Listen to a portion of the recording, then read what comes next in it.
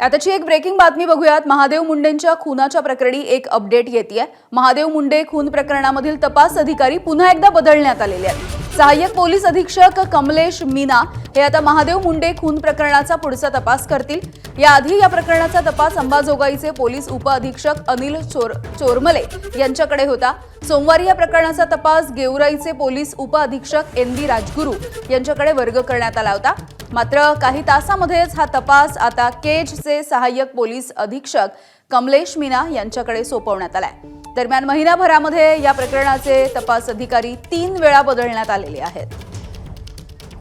कृष्णा केंडे आमचे प्रतिनिधी आपल्याला माहिती देत आहेत। कृष्णा, काय नेमकं कारण आहे तपास अधिकारी बदलण्याचं?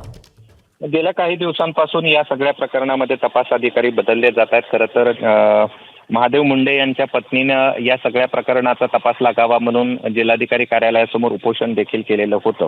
या सगळ्या प्रकरणात सुरुवातीला हा तपास जो आहे तो क्राईम ब्रँचकडे होता। त्यानंतर हा तपास गेवराईचे पोलीस उपअधीक्षक राजगुरू यांच्याकडे सोपवला। त्यानंतर पुन्हा अंबाजोगाईचे पोलीस उपअधीक्षक अनिल चोरमलेकडे सोपवला आणि आता या सगळ्या प्रकरणात पुन्हा एकदा तपास अधिकारी बदललेले आहेत आणि सहाय्यक पोलीस अधीक्षक कमलेश मीना या सगळ्या प्रकरणाचा तपास करणार आहेत। मात्र गेल्या काही दिवसांपासून खरं तर जेव्हा हा खून झाला त्यानंतर देखील या सगळ्या प्रकरणाच्या तपासावरती आक्षेप घेण्यात आलेले होते।